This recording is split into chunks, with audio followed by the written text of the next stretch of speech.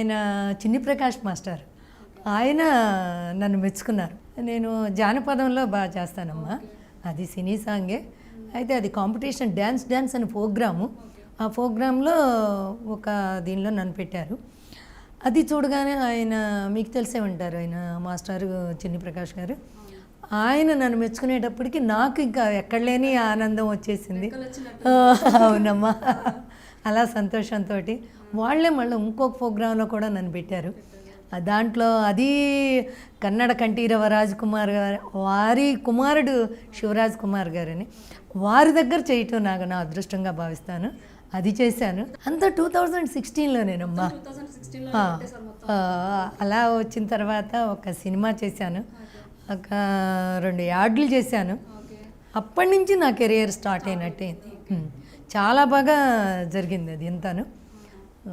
అలా వస్తూ అనుకోకుండా నేను తెలుగు ఫీల్డ్లోకి ఎలా ఎంటర్ అయ్యానంటే, కామెడీ కిలాడీలు అనే ఒక ప్రోగ్రామ్ జీ తెలుగులో స్టార్ట్ చేశారు. ఇప్పుడు కాదమ్మా, అది 2017లో.